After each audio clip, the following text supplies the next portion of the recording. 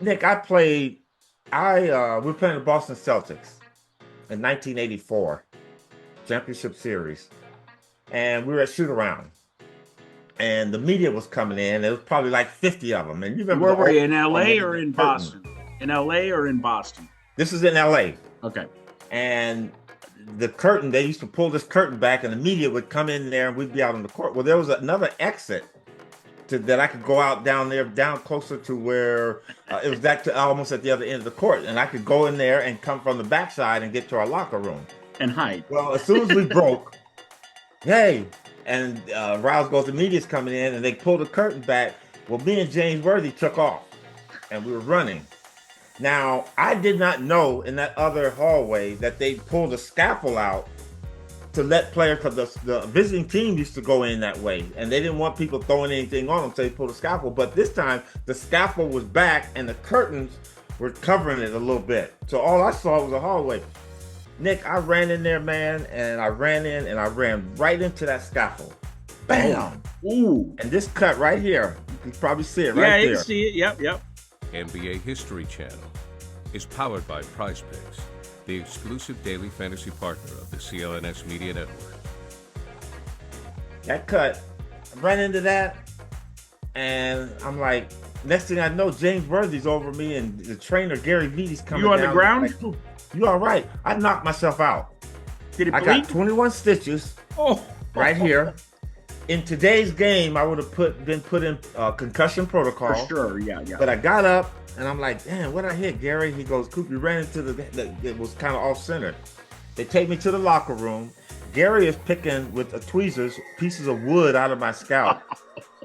They send me to the doctor in Centinela. I get stitched up. Come to the game that night. I fucking play. That I would played a game. never I had happen 18 today. points that game. No, I had 12 points that game.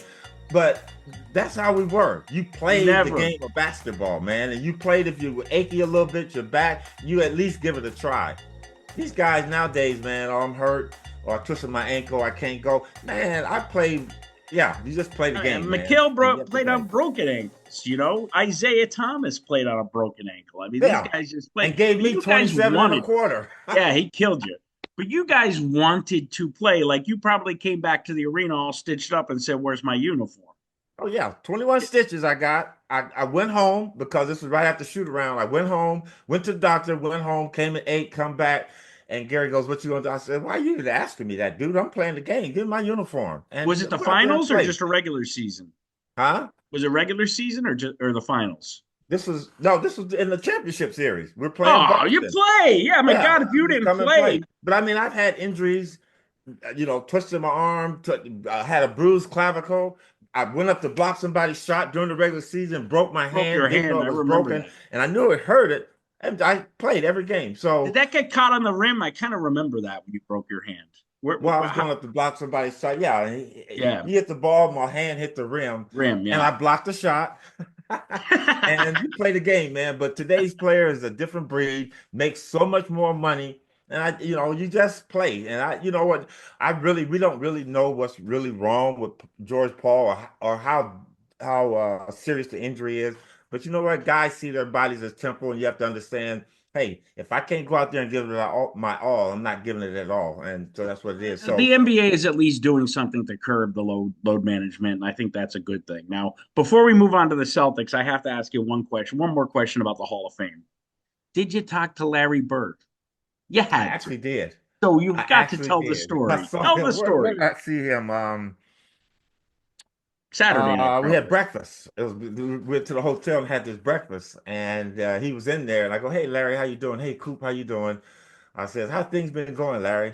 "Fine. How's things been going with you?" "Fine." He gets up and walks out. But you know what? That's He Larry. did.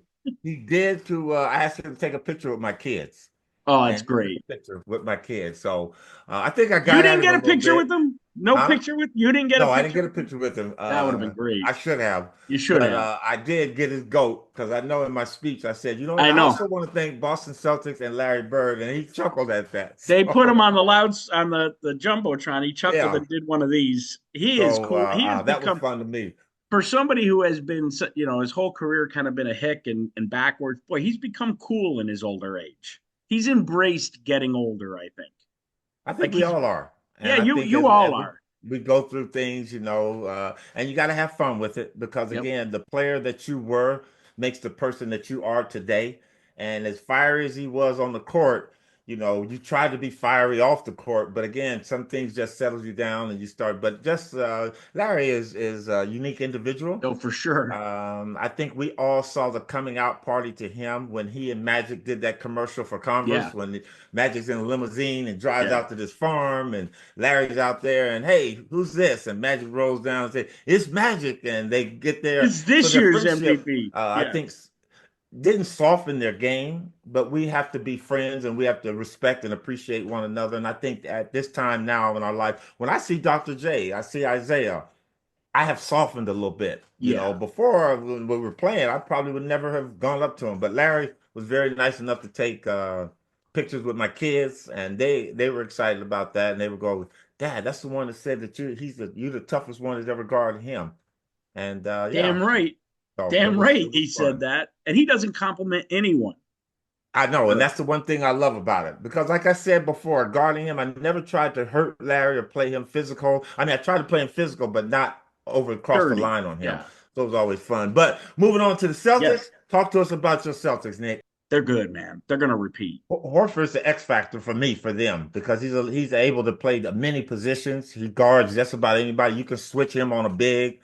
Yeah, He's well, you good at, guys got tissue paper back there in Porzingis. but He's who cares? huh? But who cares? They could win without him. They've proven it. They have No, proven it. you're gonna need him at some Well, they point won during the without him season. last year for the most part. I mean, he had that great comment. Only played in 2 games last year, and he came off the Yeah, bench. and his that first game back, he Yeah, had it probably the was best shooting thing. That took them Coop. over the hump. That first game back was a typical Boston Garden game because Yeah, that crowd you've experienced it how many times when that crowd goes yeah. wild. I'll tell you the Staples Center the crowd has gotten better there. I mean, we used to make fun of you guys in LA because you show up late, the fans don't cheer, they eat sushi, but it's gotten much better. But they Well, we got lowered the ticket a prices. new generation of fans now. You Yeah, got younger kids that have grown up now and they're really appreciated. So now when they go to the game when they're 18, 20, 23, they got kids, they got a job now, they can identify with the players because they've been watching them for a while. Boston just has always had that. The fans yeah, have been just so raunchous there, and sometimes they go over the line, but you know yeah, what? You grow to love them. yep. I have a love-hate relationship with the fans of Boston, but I always will respect them because they know the game of basketball and they know what they're looking at. Coop, I just come across on YouTube on my feed the 1988 Red Auerbach honoring Kareem at the Garden. And it was so awkward, but at the same time, those fans, I think they gave him like a 6 minute standing ovation. Yep. I mean, That's so what I said. those They know talent when they see it. They know good players. they did it for Dr. J too when he retired. I mean, they just cheered for like 10 minutes, I think. And that stuff I think as opponents coming in, yeah, you hate them maybe when they're being a little out of line, which happens once in a while, but you respect them because they do know the game, the I really fans. thought that they were, when I retired, would bring me back and kind of give me something and give me a standing ovation, but they didn't. So I don't take that personal because they didn't do it for Isaiah Thomas. Oh, they would never do it for Isaiah. Dude, I'm going to tell you something. When they retired KG's number, Isaiah came back to the Garden to not introduce him, but he's his mentor, so to stand with him. He got booed like it was 1987 all over again. And For how afterwards, long? Did he get a 6 minute oh, boo? it wasn't 6 minutes, but it was long. And afterwards, I was talking to him, and he goes, "You know what? Here, that's not a boo. That's love." Exactly. And And I that's said, why, "I you know agree with what? you." If I had come back and they did that and they would boo me, Oh, you I'd be wouldn't get thinking, thank boos. you, because you guys are finally saying, cool. Yeah, Coop. You might get that. You would get Coop. You wouldn't get booze. I know that. I remember being a kid when they'd introduce you when you did start on occasion. I was thinking, why are they booing their own player? Same thing with Chief. When he get introduced, Chief, everybody Yeah. getting booed. You know what? I love Robert Parrish because I'm seeing him on TikTok now. He and his Oh, wife. he's on Have you seen? TikTok now. Yep, that was me. I got him on TikTok. He's trying to loosen him up, but he cannot loosen up. He's still all stiff. And he's so damn funny. Like, you know, from being on this show, he's funny as hell. But man, when he's not in the mood, he is stoic. Stoic. I had dinner with him during the finals. What a hell of a nice guy. He's funny as hell. Oh, Chief is so nice and stuff like that. He's not on my list here, Coop. We're gonna do bench or start bench cut. Well, And, let me tell the people, you're listening to Showtime with yes. Coop, and Nick has got the show rolling for us. He's hitting us with some lefts and some rights. Too bad the Boston, what did you guys, the White Sox, Red Sox, couldn't do anything because it's all about Dodgers, baby, Dodgers. And I don't know if they can repeat, but this is our year. But Coop, the Patriots sent the Dodgers back to LA in their jet. Now, you want to talk about Boston hating New York? That's hatred, right? Either or. Nick is getting ready to take us into our next segment, and it is SBC, baby. And what I did, Coop, is I tried to keep it somewhat positional or thematic, right? So my first cluster for you is defensive guards, all right? So I'm going to go with Gary Payton, the glove. Honest, that's an obvious pick. Walt Frazier, Clyde. And Dennis Johnson. Ooh, that's a good one there. Gary Payton, Walt Frazier, Dennis Johnson. That's a tough one because I know you love I'm going to start Clyde. And the only reason I'm going to start him, you're going to cut DJ. Because Clyde had flavor. He had flair. He had that charisma. Style, yeah. And he had those hell of a great sideburns. Yeah, the lamb chops. Gotta love those things, man. So I'm going to start Clyde. I'm going to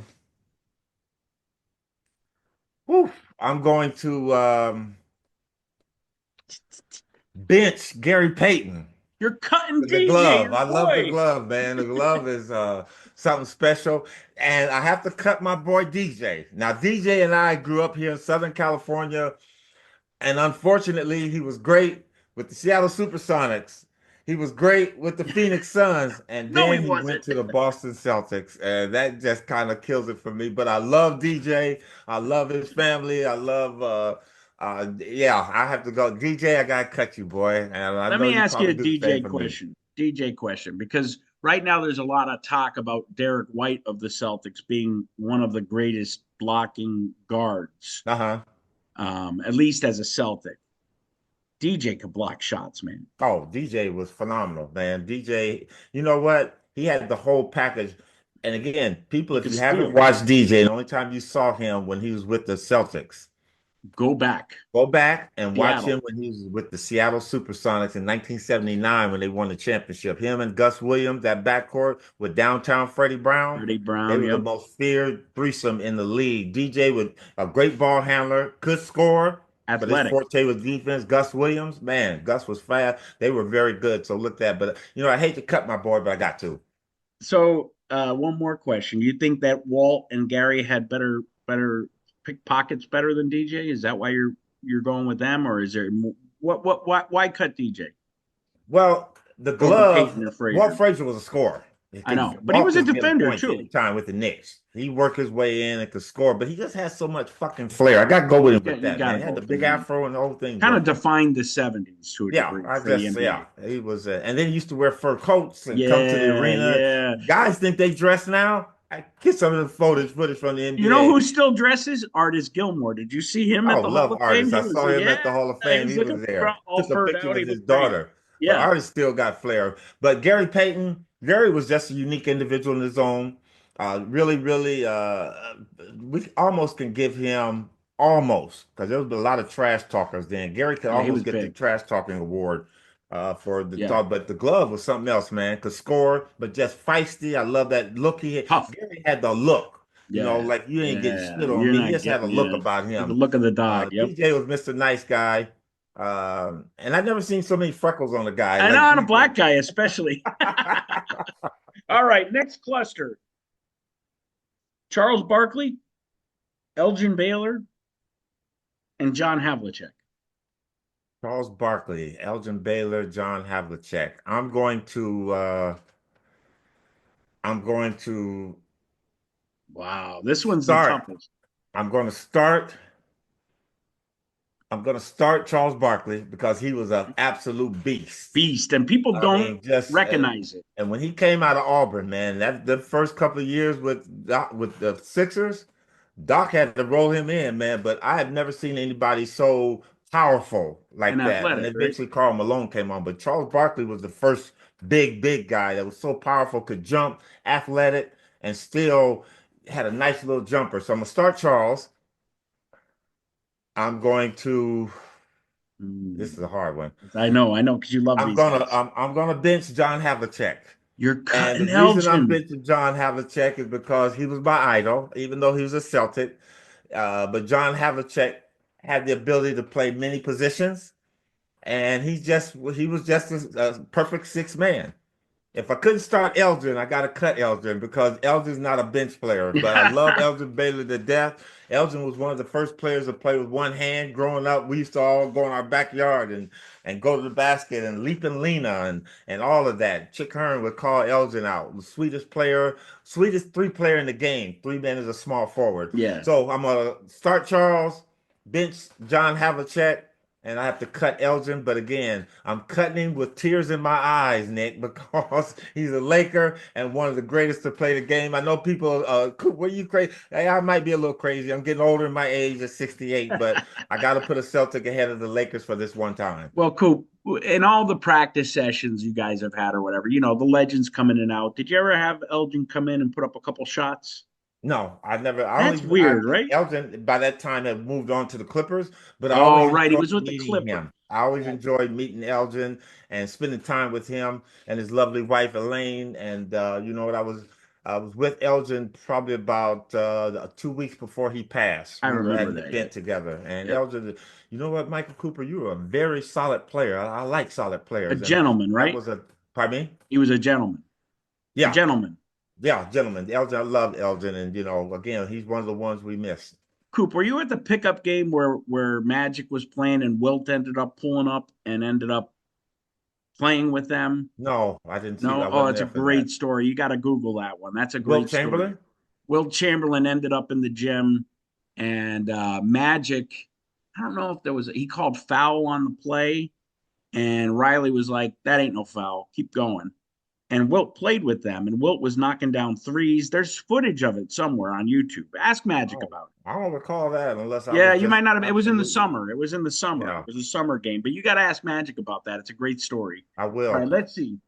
Let's move on to. Do you ever have any interactions with Wilt?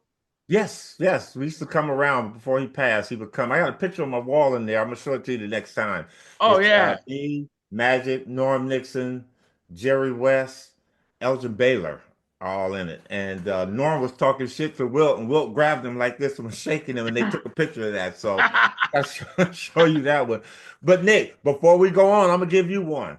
All right, go ahead. Oh, you Okay. have some And this prepared is too. a Boston Celtic one, so it's Oh going to be boy. hard for you to do it either way. All John right. Havlicek, Uh-huh. Bill Russell, Paul Uh-huh. Pierce.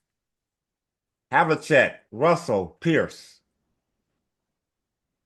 Oh, I'm gonna start Russ, bench Paul. I hate this one a lot. I gotta cut Hondo. I don't know why even because Paul. I think I'm gonna cut Paul. Hondo was more, But make your pick, Nick. Who you but going like, with? listen, like Havlicek and Pierce could play both positions. Havlicek was a better defender, I think, right? I think so. And probably a better leader to a degree. Paul got better as he got older. Yeah. Explosiveness, athleticism, all that stuff you got to give to Paul. And clutch, you got to kind of split between the two Very of them. much so clutch. They were both clutch. I'm So more of a starting generation. Russell. I'm starting Russell. I'm more of the generation of Pierce. I'm about 5 years too young for Hondo. I never saw him play, so I'm going to go with Pierce. Okay. Oh, you're going to go with Pierce. Yeah, I'm going to go with Pierce. So it's Russell, Pierce, Havlicek.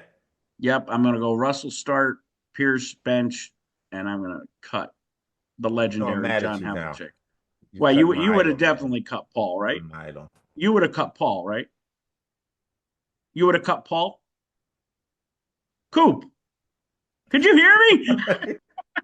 I'm having mic issues here. Yeah, I'd have cut Pierce. I was thinking about Russell, but because Paul Pierce could score. But Paul Pierce could Russell, yeah. score, and it's just sacrilegious to cut Russell. But if you put Pierce and Havlicek together against today's opponents, I think that'd be a damn good duo. Oh yeah, for You sure, know, for for sure. sure. All right, Yeah, back to mine. only reason I'm leaving Russell there is because he always talked highly of me as an announcer Oh when he yeah, done that'd be things. like So that's like I love Bill Tommy Russell. Heinsohn. That's like Tommy Heinsohn is your number Yeah, one player of all time because he loved you Bill on the Russell actually broadcast. made me. He actually said, "Hey, watch this Cooper from the Lakers, man. Watch him." And then Really? yeah, people started watching and like what they saw. And Was Bill when Russell he was was on the broadcast he did that, or when he was it was just broadcasting on CBS. he was not very good, but he was good enough to point you out. That was great. How about That's him all and that Rick? matters. That's all that That's all matters. we care about, right? That's why we love Tommy. All right, I got another one. Vince Carter, Michael Jordan, Dominique Wilkins. Woo. That's a tough one, and I know you love Vince, and I know Well, you love Dominique too. I love all three of those, I but know, I know. Of I'm gonna have to start Mike. course. Uh, but Mike was something else, man. He started a whole new generation of high flyers, and he started the whole fashion industry in the NBA, baggy pants and all that. And then he had his own style with the tongue hanging out, so all of that. And So Nike. gonna You go can't with gotta Mike. give him Nike. He's Nike. Yeah. So I'm Nike. gonna start Mike. I'm gonna bench Dominique. I gotta go with the human highlight Vince. because I would love just to see him dunk in the game. And I mean Vince Carter's the same way. And Vince, my 24 Hall of Fame mate, we will always be tied together in that. I have to cut Vince. It's gonna hurt though. But yeah, that is a good one That's a there. good one. That's a Because very, they're very good one. very, very So similar. starting Mike, benching Dominique, because Dominique could score with the best of them. And then Vince, ooh, that's a tough one. Can I Vince, keep him on as nah. a end of the bench? Okay, well, all right, I Vince got cut Vince VC. was an amazing in-game dunker, but people forget how powerful and amazing Dominique was as an in-game Yeah, dunker. Who was Dominique better? Dominique could play the game of basketball, man, and He was almost a Laker. the jumping ability. Ooh, yeah, I mean, Dominique could jump. Yeah, they're powerful. That's a That's a hard one, and good that's one. unfair, Nick. I call foul on You that, could tell man. I did my prep work today, Coop. I'm stumping you What? here. You could tell I did my prep work for this Oh, you episode. did, and Yeah, I'm yeah. loving it. Okay. All right, here's one, and it wouldn't be one if I didn't throw the legend in it. So Larry Bird, Kevin Durant, and the Joker. That's a tough one. I'm going to start Bird. Um, and only that because I got the ultimate respect. Now I love Kevin Durant and the Joker is good too, but I got to go Larry. Larry's going to win you some games, and sometimes Larry will win the game as he did in the Detroit Pistons set with a steal, playing defense. Larry steals the ball, throws it in, DJ score. So I'm starting Larry. I'm Tough. gonna bench KD. Wow. And the reason that because KD has an unstoppable mid-range game, and KD Wow. man, can score. The Joker is hard to cut him. It is A so hard player to that's cut just him. solid all around. Don't he? Joker is a high double-double, 28 points, 20 rebounds. But I like the quickness of KD over him, and the Joker is a prodder. He's a Clydesdale. I need thoroughbreds out there. Larry's not a thoroughbred, but he's a good mid-horse runner. He's a What's interesting is like in that scenario, probably even being significantly shorter than KD, Bird's going to post up more than Durant, oh probably, for sure. which is But Larry makes them other two just as good because he's oh a better passer. for sure, no question. Yeah. Yeah, I hate to Okay. cut the all right, let me give you one. Wait. Before you give me one, do you remember in '87 being out west waiting for the Celtics to either win or lose to the Pistons to play you guys? Do you remember the Steel game? And what did you guys think when that happened? Like, because that When was Larry stole the ball, yeah. oh, I mean, like I just described it by Johnny Most. I mean, he Yeah, just went berserk because you know what? It looked very, very dim for the Celtics. very. I remember watching it. Very dim. And you didn't really know what was going to happen. And all Detroit had to do was inbound the ball. Now, the funny part about that is that's all we had to do in 1984. James Yeah, Worthy and taking the ball Worthy. out. All we had to do is get it in. Yep. It Gerald was Henderson similar. runs in and steals Yep. it, and then so it was just that's the Celtic. That's the Celtic mystique. That's the Celtic aura Yep. at Boston Garden. Magical things happen for them, and that is truly an arena where you say never say die till the Yep. horn blows. Yep. And when Larry stole that ball, man, it was incredible. And the amazing part is he had the ability To to find hang in the DJ. air. You Yeah. talk about Larry Bird hanging in the Hang air, in the air. hang Yep. in the air and find DJ, and Yep. DJ lays it in. And a tough shot from Dennis Johnson. Like that could Yep, have easily been missed. yep, It's sad, but that mystique and that aura that you talk about, if I'm to mention it to fans today, they're like, what the fuck are you talking about? Celtics yeah. fans. They don't even understand what that building meant. They need to go back because that building, man. You take this for instance, Don Nelson playing the Lakers, shoot a shot.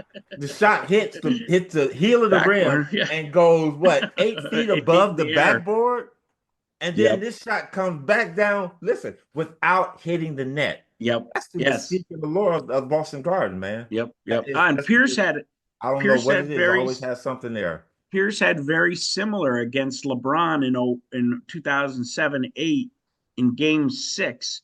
They were, I want to say they were down 1. He hit the first free throw to tie it. There was like next to no time on the clock. The second free throw hit the back of the rim, went all the way up and dropped right back down. And after the game, Pierce said, I think Red lit. I heard Red. I smelled cigar smoke when I hit that shot because Red lit the cigar. I don't know what it is about Boston Garden. Some miraculous things happen in that arena, man, Yep. Yep. and allow them to be that. But it's still carrying on today Yep. because the last year Celtic teams had a lot of close calls They did. at the Garden, and for Especially some kind against of Indiana. Indiana, there were some Jaylen Brown hit some miraculous shots yeah. at the Garden to tie, put that game into overtime, win the game. It was great last year. All right, we got 2 more, Coop. Oh, you have one for me. Got one for you. All right, go ahead. Magic Johnson, James Worthy, Kareem Abdul-Jabbar. Oh, come on. I gotta start Kareem. No, I gotta start Magic because he could do every single thing.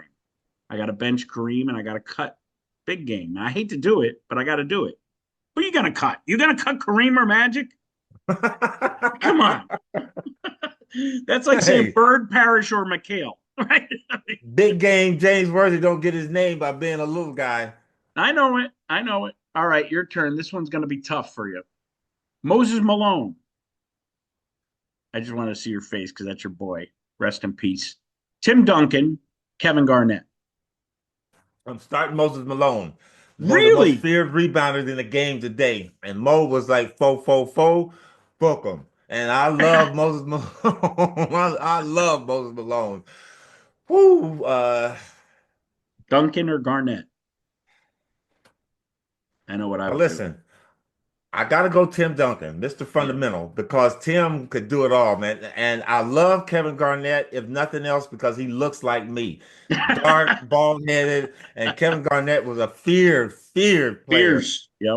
He really came into his own at Boston. I think he was being carved in Minnesota. He was being Yep. carved out to be the Celtic leader and champion that he He became. became But like the no, modern that day is a tough Russell. one.